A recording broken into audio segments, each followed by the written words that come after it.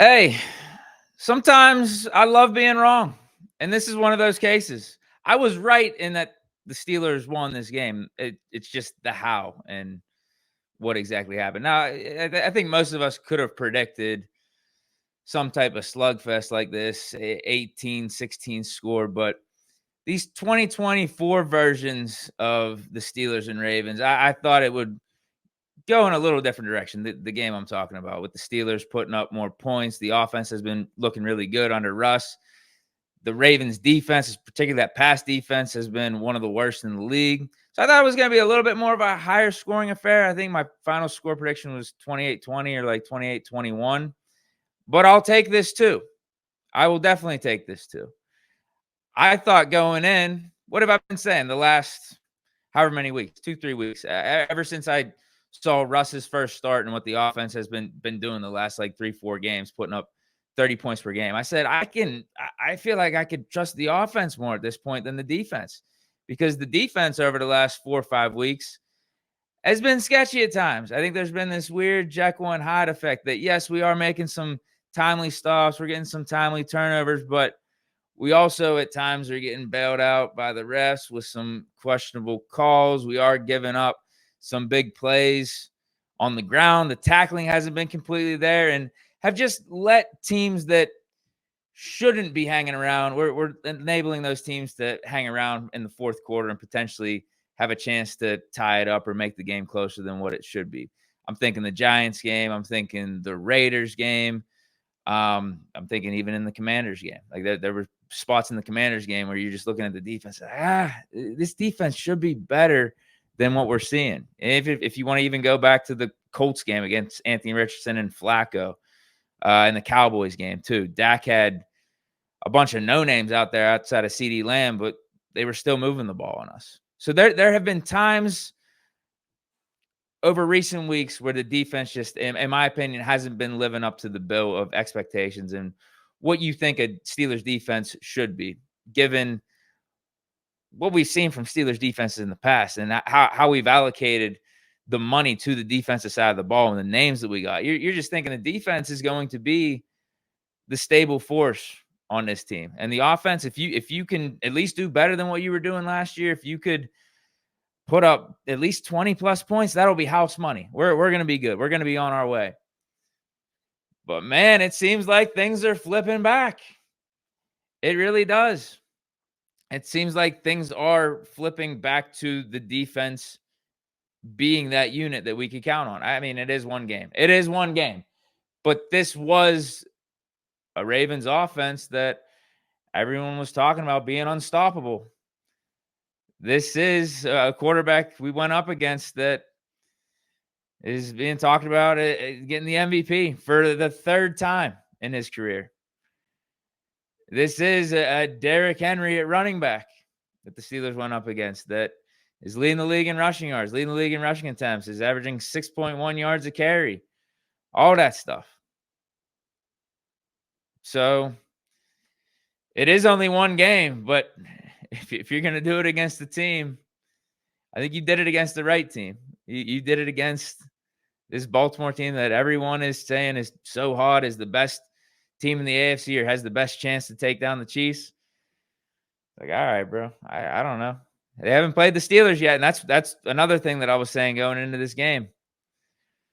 Lamar looking really good this season. You got to give him credit. His passing, this is the best passing I've seen from him throughout his career. Derrick Henry lighting it up. Ravens receivers actually doing something this year. They're actually helping out Lamar Jackson. They're catching balls. Zay Flowers on pace for 1,000 yards. He's got 2 tight ends that he can rely on. And Mark Andrews, Isaiah Likely. I get it.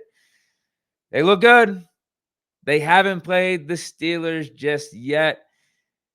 And I said, I'll believe it when I see it. I'll believe Lamar Jackson can light up this Steelers defense and Derrick Henry can go off against this Steelers defense when I see it, and I still have yet to see it. Steelers and Ravens just played today. We all witnessed the game at hand, and I still have yet to see Lamar Jackson and Derrick Henry light up the Steelers defense. And they combine forces here. Lamar has been with the Ravens He got drafted by them. He's been with them, what, like 5-6 years throughout his career. Derrick Henry, formerly with the Titans.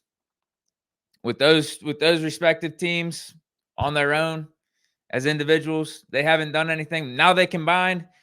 People are wondering if it's going to be different. No, it's. I'm here to tell you, it's not any different. No, not at all. Derrick Henry, outside of that, that 40-yard run, he had a 35 or 40-yard run in the second quarter. Outside of that, pretty pedestrian game. 13 carries, 65 yards, and a touchdown. You take away that big run. I get you can't take it away from the final stat line, but that was it. Like, that was his only really big play. He got the touchdown at the goal line, but they were a yard away, 2 yards away. It's Derrick Henry. Fine, whatever. You got a touchdown. Cool. We see that a lot. Not the end of the world. Derrick Henry really didn't do much. He actually stuck with his average of what he typically does against Steelers defense. It was around 60 yards going into this game, and he's at 65. Lamar Jackson, 16 for 33, so under 50% completion percentage. Now, he did have a couple drops from his receivers, some bad drops. They didn't help him out completely. But at the same time, anyone that watched that game saw that Lamar Jackson didn't play like the potential 3-time MVP Lamar Jackson. That was really not a good performance by him.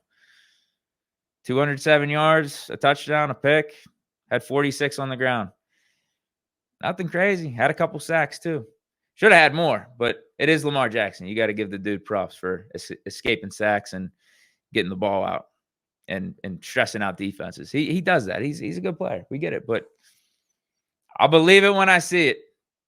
I will believe it when I see it, because now Lamar Jackson is 1-4 against the Pittsburgh Steelers. Should be 0-5 if it wasn't for the Juju fumble in overtime back in 2019, but I digress. So even though the game, it didn't play out necessarily how I envisioned, the offense felt like it took a step back and the defense took a step up. Special teams keeps doing special teams stuff for the Steelers right now. I mean, they're really constant. Boswell making all the field goals, getting all the points for today, 18 points, just like he did week 1 against the Falcons. Calvin Austin catching every punt return. I don't take that ball security for granted, and typically picks up a couple yards every time he catches the punt. Yeah, I mean, my takeaway is, even though it wasn't exactly how I thought,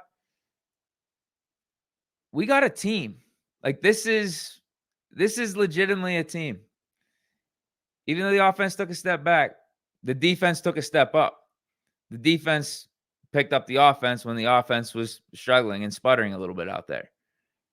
In the last 3-4 weeks, defense giving up more yards than we would like, giving up more points than we would like. The offense stepped up. When push comes to shove, we are finding ways to win games. Add to the fact we got a Justin Fields sighting out there. And this is what makes me think, like, we really got a team here. We really got a team. We can win in multiple ways, multiple facets. If we got to throw Justin Fields out there in the red zone, if we got to throw Justin Fields out there on a second down with a minute left and we got to get a first down, and he needs to run the ball for us, he can do that. I guess not technically, because he slid before getting the first down, but we gave him another chance the next play on third down, 3rd and 1, and he handed it off to Najee Harris. And for Russell Wilson to be playing like he has, I know this wasn't his best game, for him to be playing like he has, to actually not have the ego, to where he feels like he needs to stay out on the field because he's the future Hall of Famer. He's Russell Wilson. He's the one that's been leading this offense to putting up 30 points per game over the last 4 weeks, three weeks, I guess, technically. Like, for him to not have that ego and be fine with Justin Fields going out on the field in critical moments and cheering him on, bro, that's the quarterback. You can only have one quarterback on your team, right? You don't do the whole 2 quarterback things. The whole get 2 you got 2 quarterbacks and, like, rotate them and stuff. I mean, that's Mahomes ain't coming off the field. You know what I mean? I know the Saints did it with Taysom Hill and everything, but that's a Drew Brees. That's a Drew Brees not having the ego to do that. That was a team back in the day. Saints had a team. We got a team. we got a team now, man. Like, it goes to show with the record, we're 8-2. But just the fact that we're winning in multiple ways and figuring things out as we go along. Didn't look pretty. It wasn't the prettiest game, particularly for the offense. But the defense picked them up, got the 3 turnovers, got the Peyton Wilson, got the incredible pick. We got the fumble right out the gate on Derrick Henry. And we got the other fumble from Patrick Queen on his former team and then picked it up. Hell of a play there.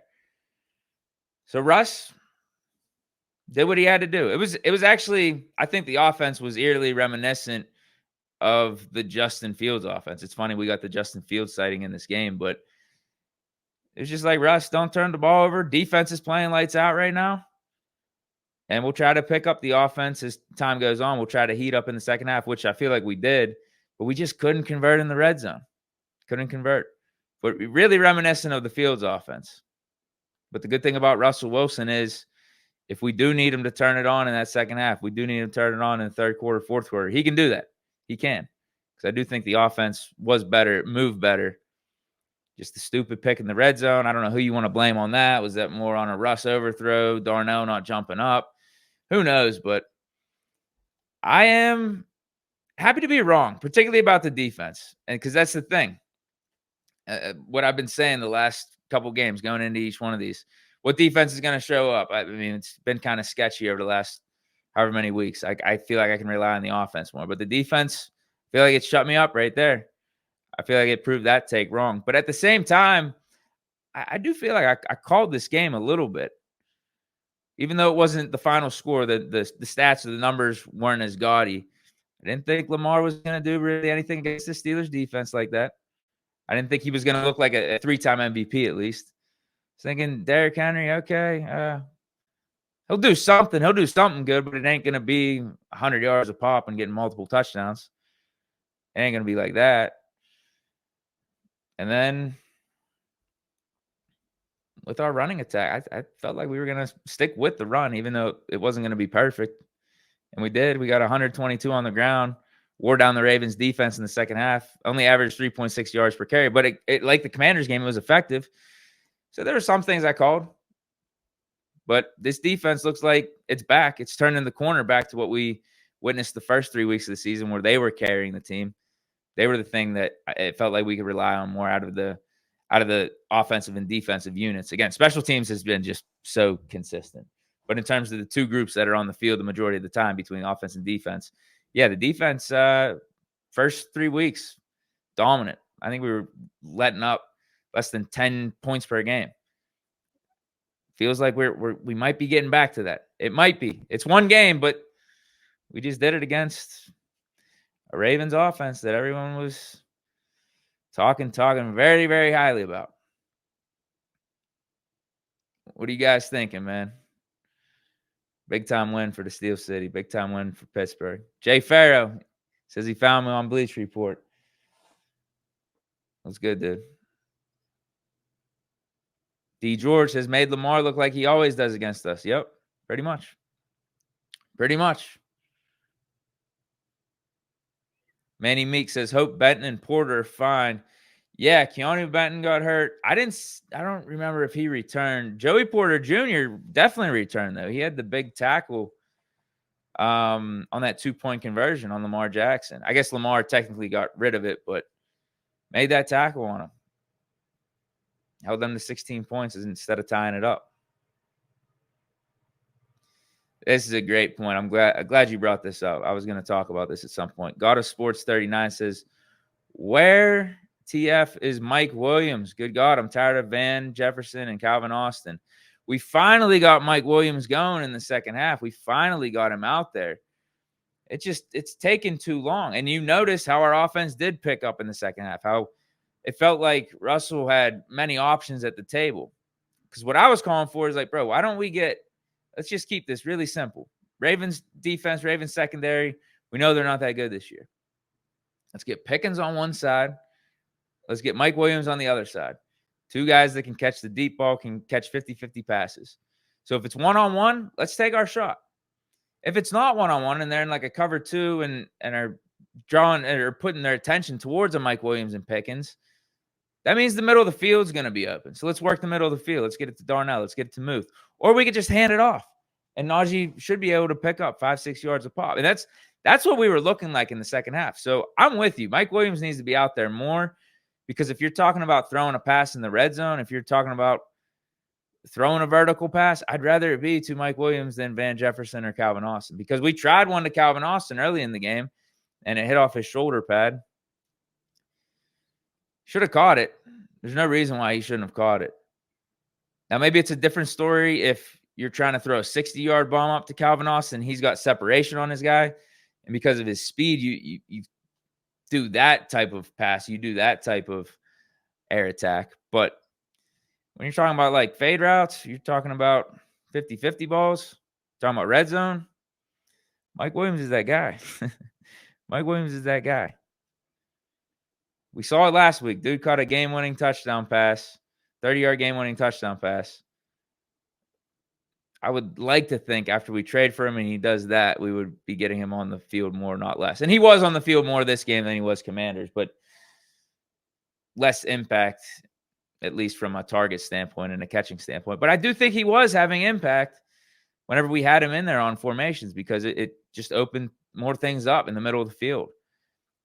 He had to have been drawing attention, and Pickens had to be drawing attention. And speaking of Pickens, another good game. Another good Russ to Pickens connection game.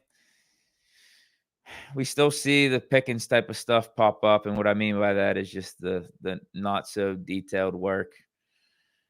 Had an easy catch on the sideline for a first down and didn't get the second foot in. He could have easily got it. He had so much room in between where he caught it and getting that extra feet down, but didn't. And then there was one other play.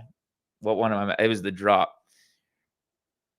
Russ improvised. He threw one to Pickens. It was low, but it wasn't that bad. It wasn't that low. It wasn't that bad. It didn't skip off the ground or anything. It hit Pickens' hands, and it was a couple inches off the ground.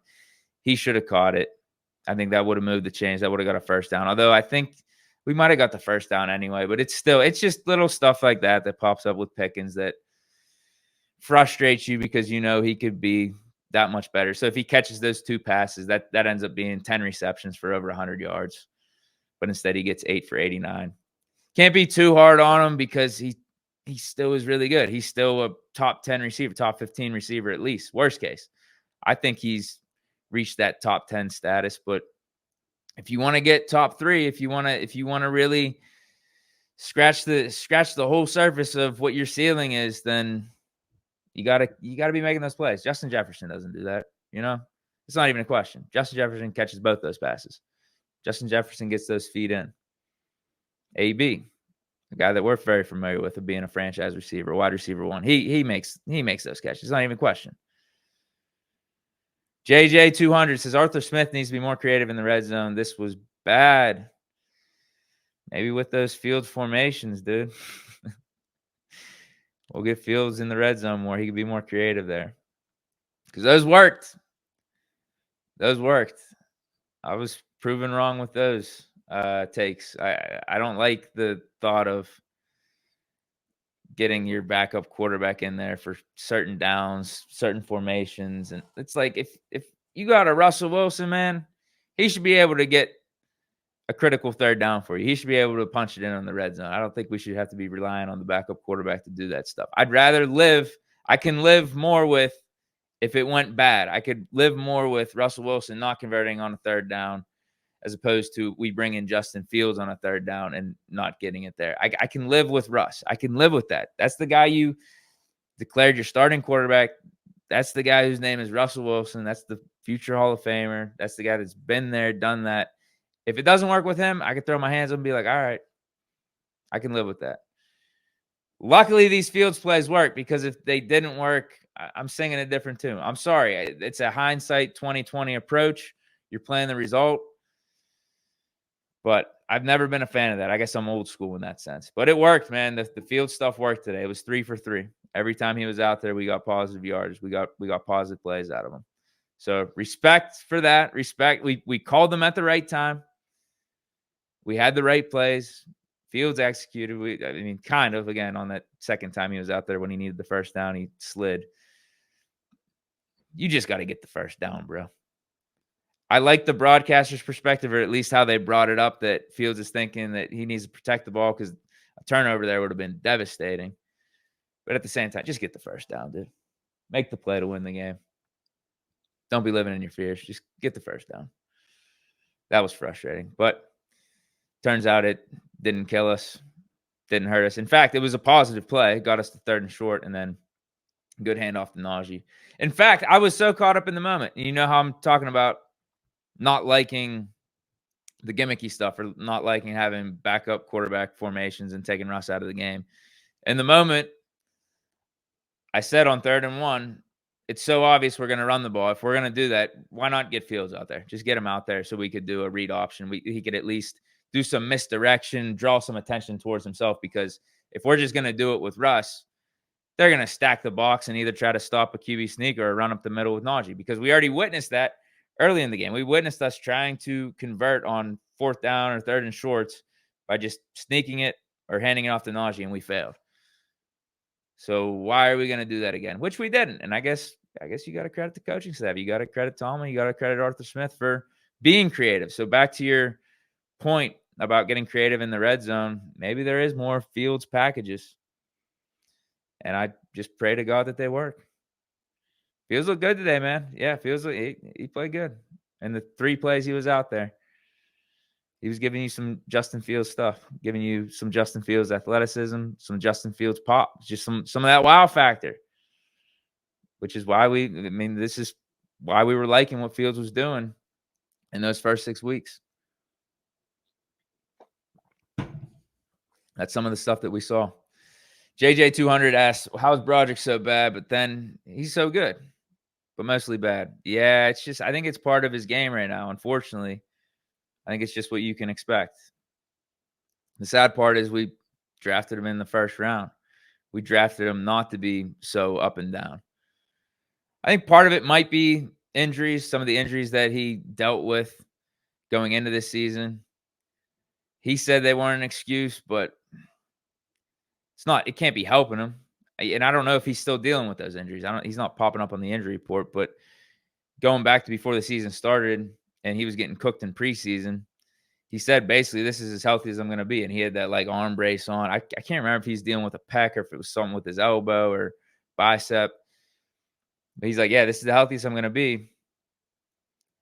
So if that's true, I'm sure that's affecting him somewhat, a little bit. But that's also some of the stuff that we're seeing with Broderick and him giving up sacks or giving up pressure to guys that aren't as talented to him, and seeing some of the penalties. That was on display with Georgia. I think he was able to get away with it because he was on Georgia and he was the better player. He was the super more talented player, and the fact that it's just college. But if you watch some of his stuff, he would let guys get around him. I don't think his technique was perfect, but because of how talented and athletic he was able to get away with it. And I mean, that's why he was a 1st-round prospect. Still a good player, but I don't think just has it all together from a technical standpoint just yet, which is unfortunate. I mean, you wish that you weren't talking about this type of stuff, but it's apparent with his play. Manny Meeks, this is another point in favor of lining up Mike Williams out there. Says there's no reason we should be having Patterson line up at receiver and not Williams. Yeah, that's frustrating. I feel like it's Arthur Smith trying to get certain looks. Like whenever you huddle up and you have Patterson in there, the defense is expecting certain formations. But because Patterson does have certain versatility, you could line him up at wideout. You could force the defense to be in like a suboptimal formation, or like at a suboptimal time. You know what I mean? Like if we have a Connor Hayward out there, Darnell Washington, Patterson, some of those guys, they're expecting we're lining up I form, heavy personnel. I mean, technically it is heavy personnel, but we're going to line it up a certain way. But I think what Arthur Smith likes to do, I think what Russ likes to do as well, is once you see what the defense is, you can get a Darnell Washington in open space. You can get a Cordell Patterson lined up, isolated out there. And then you could really look at what the matchups are then. And I don't know if you want to call a timeout, if nothing's there, if you want to shift it back to a heavy personnel, you want to motion Patterson back in the run. Like you just got options, I feel like, I think that's what we're trying to do. It's not necessarily like we go into the huddle or we go into a snap and say, "Hey, we're lining up Cordell Patterson outside, and we're gonna try to see what he does on the outside on a vertical and chuck him up the ball." That's not the thought. I think it's just more of we're looking to see what the defense does with certain personnel and certain people in certain spots. And we could motion a guy like Patterson. We can put him back in the backfield, or we can move him back at receiver. What are the tells on the defense? And then you read that, and then you have your you have your top read, your second or third read from there. I think that's what we're trying to do. That's why it is. I'm kind of with you, though. I'm not like the biggest fan of it if it means Mike Williams ain't on the field. But I think either way, Williams just got to be out there more, point blank period, whether it's taking some snaps away from Patterson or it's taking snaps away from Van Jefferson or Calvin Austin.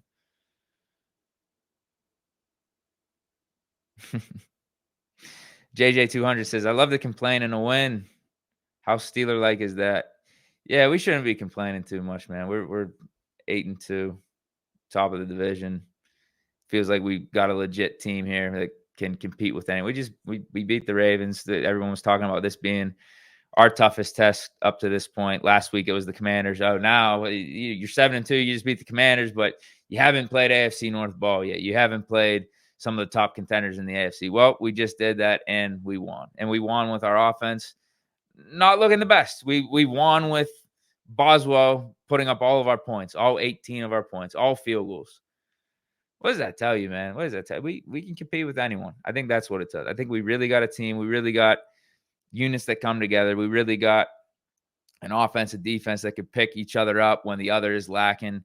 We got a special teams and a Chris Boswell that's been steady as can be.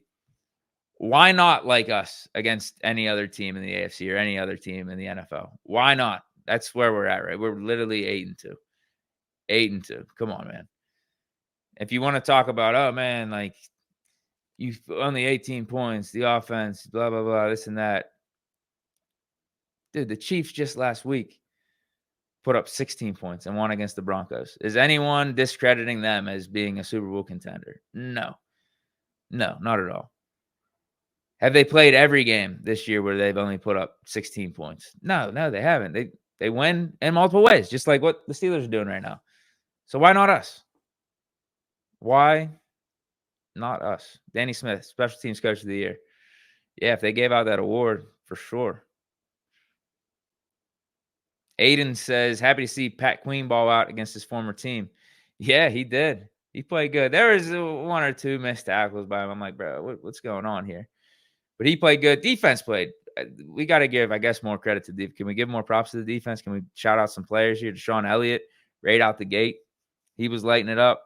Minkah Fitzpatrick, even though he ain't playing like the Minkah Fitzpatrick we know and love, he's still doing a lot of good things. He's making some touchdown-saving tackles, bailing out the front seven of the defense, making those tackles at the second level.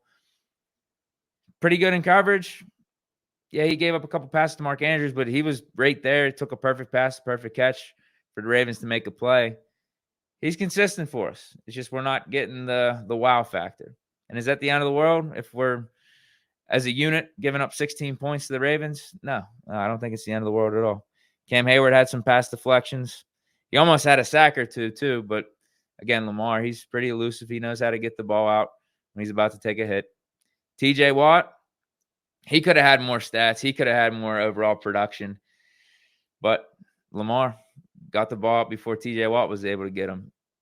But ended up still with 2 tackles for loss. Had that big hit on Derrick Henry in the backfield. Huge hit. It was one of those. It was reminiscent of the Robert Spillane play with the Titans. We had 2 plays in this game that were reminiscent of plays from the past, the recent past. That TJ Watt hit on Derrick Henry, where Derrick Henry typically, if he gets tackled, he's falling forward. There's not many times where he gets tackled and he goes backwards. And that time he did, and the other time was Robert Spillane at the goal line in 2020. But then the Peyton Wilson pick where Jackson throws the pass to Justice Hill, Peyton Wilson in coverage. Justice Hill, he got the step on him, but Peyton Wilson made the play, got up, tried to make the pass deflection. But the ball just, he makes the play on the ball, steals it from Hill as he's going to the ground, swipes it away from him, gets the pick. That was just like the Devin Bush play against the Ravens back in 2019. Devin Bush's rookie year. Very reminiscent. I think Devin Bush I think he was covering Mark Andrews at the time. But same thing, like Devin Bush head turned around to Mark Andrews. The pass comes.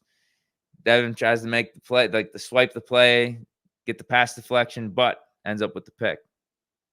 So really cool. Really, really cool performance by the defense, man. The 3 turnovers, only giving up 16 points, making the stops in the red zone. They got a little lucky with Justin Tucker missing those field goals.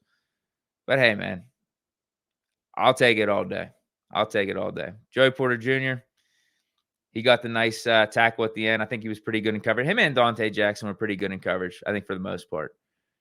Yeah, you give up the occasional catch, but that happens. That's going to happen. Yeah, I'm trying to think if there's anything else I got to hit on here. Is there anything I missed? What else we got to talk about with this game? What else we got to talk about with the Steelers? No QB controversy, even with Fields getting those snaps. Russ played good, man. I mean, you're not giving him an A+ or an A for the performance, but wasn't perfect in the first half. He picked it up in the second half. Unfortunate pick in the red zone.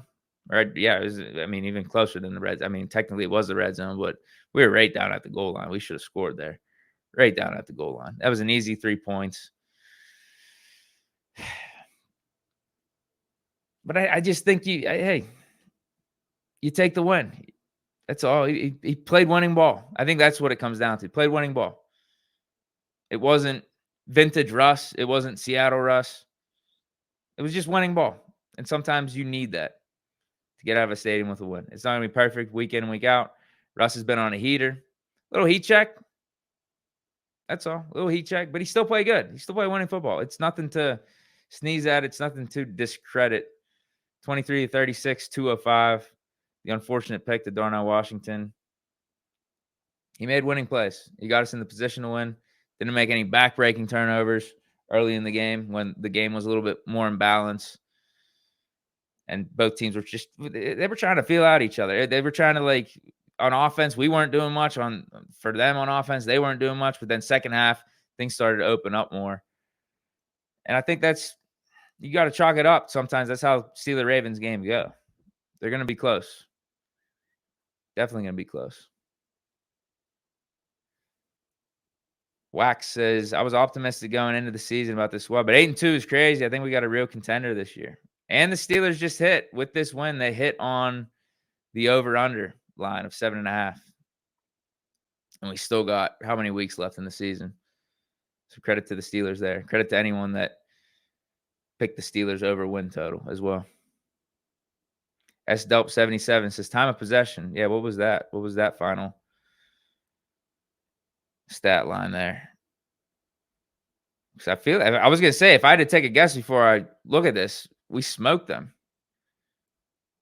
We smoked them in time possession. We did. 36 minutes. They only had 24 minutes. Yep. Kept Lamar off the field. And that's what I mean. It wasn't the best ground game for us. I didn't expect it to be. Ravens have the best rush defense in the league. But it was effective. It kept us on schedule and was able to keep Lamar and their offense off the field, keep our defense rested. So I like that. That's a good point. But that goes back to what I was saying. I think we got a team. We got a good complementary team right now. We really do.